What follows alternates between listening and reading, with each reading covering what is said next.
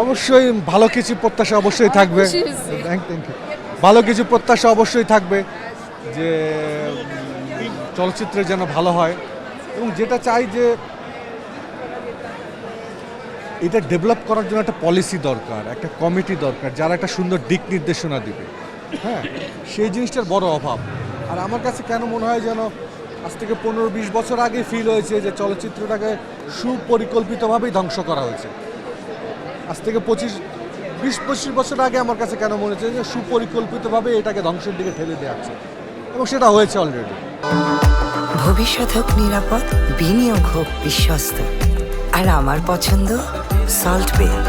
Welcome to salt বে। এখান থেকে ওভারকাম করতে হবে, এভাবে ছেড়ে দেওয়া যাবে না। অবশ্যই নতুন সরকার কাছে প্রত্যাশা থাকবে যেন এটাকে ওভারকাম করে নিয়ে আসে।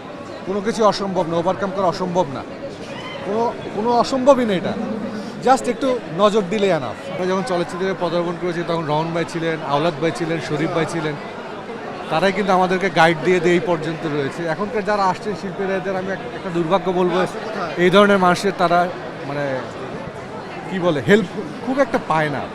যাক, যেটা বলছিলাম, এনারাও কিন্তু আজকে এখানে এসছেন। কী জন্য এসছেন? আমরা সবাই চাই যে সবাই একটা ফ্যামিলির মতো থাকে।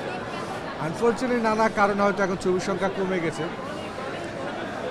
এটা আমাদেরও অনেক সমস্যা ছিল যে কারণে কমেছে। আশা করবো এখান থেকে খুব শীঘ্রই হবে না, নতুন সরকার এসছেন, অবশ্যই এদিকে নজর দেবেন আশা করি। কারণ সংস্কৃতির একটা বড় পার্ট হচ্ছে চলচ্চিত্র।